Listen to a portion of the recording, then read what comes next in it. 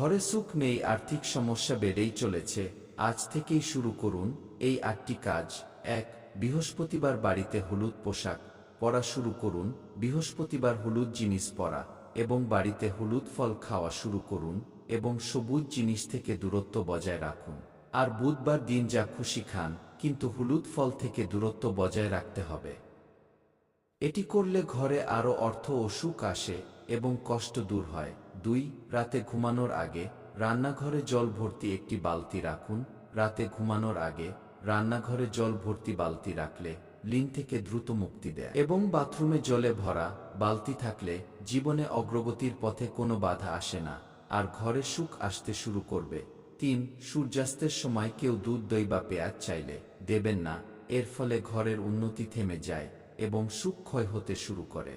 তাছাড়া ঘরের ছাদে শস্য বা বিছানা কখনোই ধোবেন না, তবে এসব শুকিয়ে নিতে পারেন। 4. ভুল করেও রাতে ইটো বাসনপত্র ফেলে রাখবেন না, এতে ঘরের ক্ষতি হয়। 5. রান্নাঘর দক্ষিণ পূর্ব দিকে তৈরি করা উচিত, কারণ এতে পরিবারের স্বাস্থ্য ও সুখ বৃদ্ধি পায়।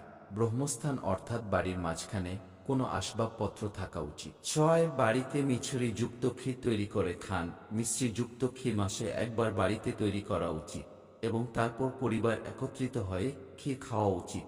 সবার আগে প্রথমে বাড়ির সবথেকে বয়স্ক মহিলাকে ক্ষীর দিন, এতে মা লক্ষ্মীর দ্রুত কৃপা হয় এবং বাড়িতে অর্থ সুখ বাড়ে।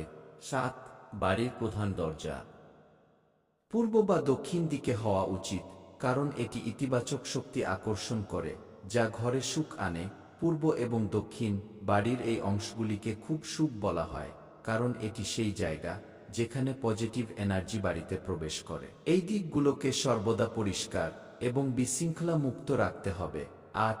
বাড়ির পূর্ব অংশে জানালার সংখ্যা সর্বাধিক হওয়া উচিত, আর ঘরের পশ্চিম দিকের জানালার ন্যূনতম সংখ্যা থাকা উচিত।